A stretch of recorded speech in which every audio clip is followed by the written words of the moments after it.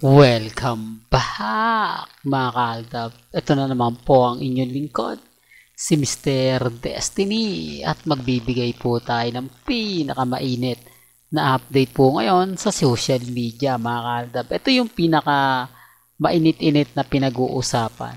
Bakit nga po ba walang post si Mengay tapos walang post si Alden Richards? Ito yung pinapaliwanag ko na nag-uusap po talaga ang real life couple. Talagang sumasabay at umaayon naman po talaga.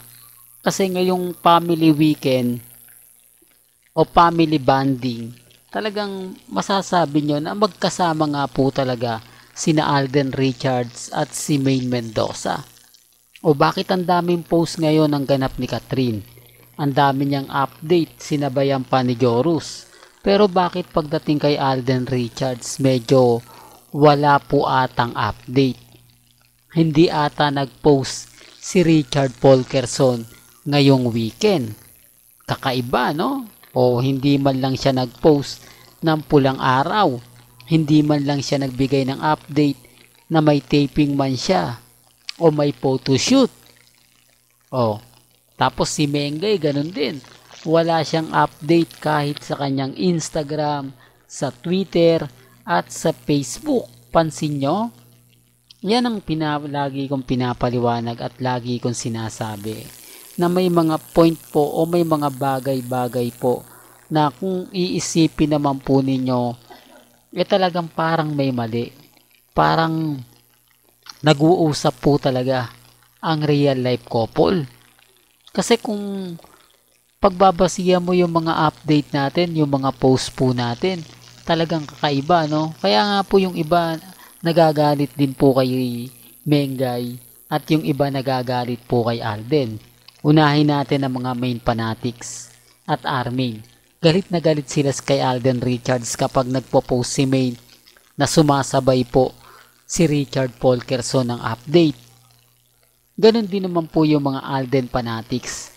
Naiinis din po sila kapag nagbibigay ng post si Alden sa social media ay gumaganti po si Mengay. O ngayon wala silang magawa.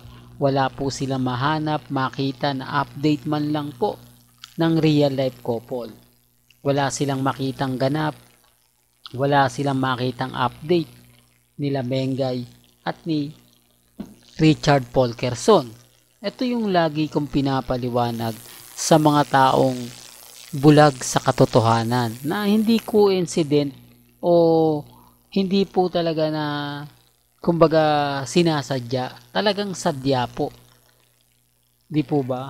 Yung tipong hinihintay lang po ni Alden na magkaroon ng mga kaganapan si Mengay tapos saka siya magpo-post. Doon pa lang malaking ano na yun eh. Malaking pabor na po para sa Aldab Nation. Malaking insulto yun sa mga iba. Kasi kahit pa paano mga kaaldab nagpaparamdam po yung dalawa eh. Hindi po ba? O, hinahamon natin sila. Nasaan na nga po ba yung sinasabing magkasama nga po si Congressman Arjo at si Mengay sa bagong bukas na Inasal Republic sa may highway? Hindi, para lang klaro. Para lang po sa mga nagbabatikos po. O, wala po silang maipakitang pruweba. Wala po silang maipakitang ebidensya na magpapatunay nga po na naandun po mismo si Mengay. Although sinasabi po nila sa atin mga kaaldab na okay lang kasi magkarelasyon naman yung dalawa eh. Mag-asawa naman yung dalawa. Hindi na kailangan pa ng ebidensya at resibo. Pero papaano mo paniniwalaan ang isang bagay na sinasabi lang? Papaano nyo mapapaniwala yung mga taong kumbaga kinu-question din? Baka si Enchong di nga naman po talaga yung kasama nila. Baka hindi naman po talaga si Maine Mendoza ang kasama ni Congressman Arjo. Kasi wala naman pong maipakitang pruweba. Sa dami ng kumakain sa Inasal Republic, sa dami ng mga taong gusto matikman yung luto, kung anong lasa, imposible naman po na makaligtas. Hindi lang po nila pinopost kasi nga po hindi talaga si Maine Mendoza yung kasama. kundi ibang tao. At kung sino nga po ba yung kasama ni Congressman Arjo, doon natin malalaman. Kaya nga po kapansin-pansin naman po ninyo na ultimo sa bahay ni Bengay ni hindi nga po nakitaan o hindi nga po lumabas si Congressman Arjo. O baka may mag-react na hindi.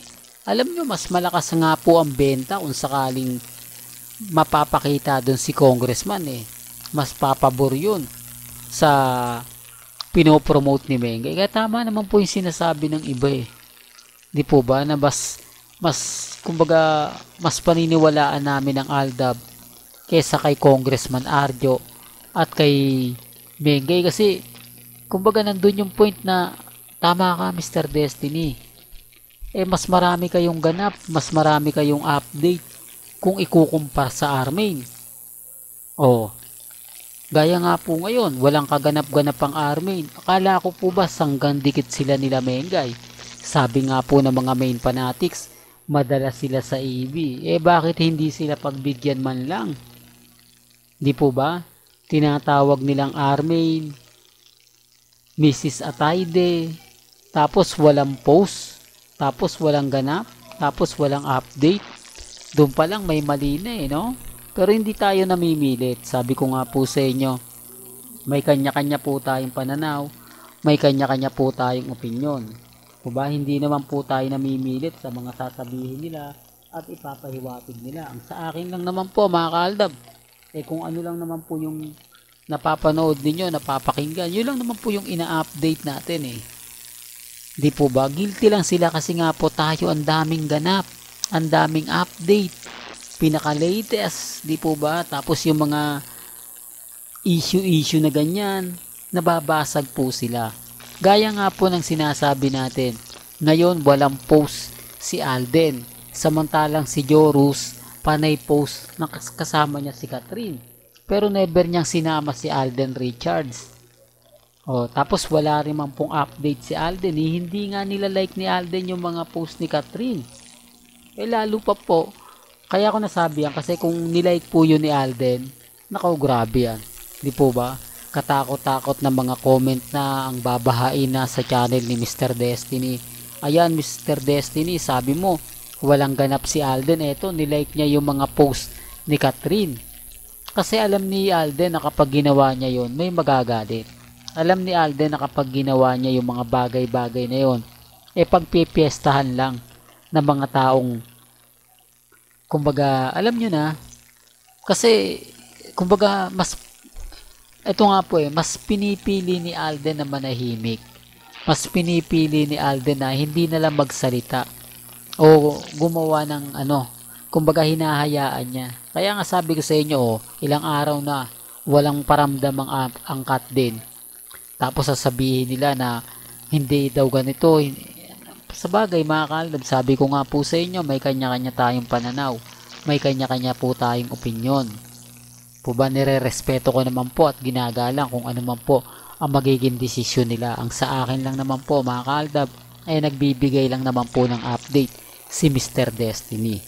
Well, hanggang dito na lang po ang ating latest updates. Kaya kung gusto nyo pa po ng pinaka-latest at sariwang update, abay tumutok lang po kayo dito po sa channel ni Mr. Destiny para updated po kayo sa mga latest at sa mga bagong video po na ilalabas po natin maya-maya lang. Kaya kung bago ka lang sa channel na to at isa kang true-blooded Aldab Nation na nagmamahal kina Mengay at Isoy, tama po ang channel na pinuntahan mo, kaya consider na po kitang bagong subscriber. At huwag mong kalimutang i-share ang mga video po natin sa mga mami, sa mga titas at sa mga senyor. Hanggang sa muli, salamat po sa panonood at pakikinig.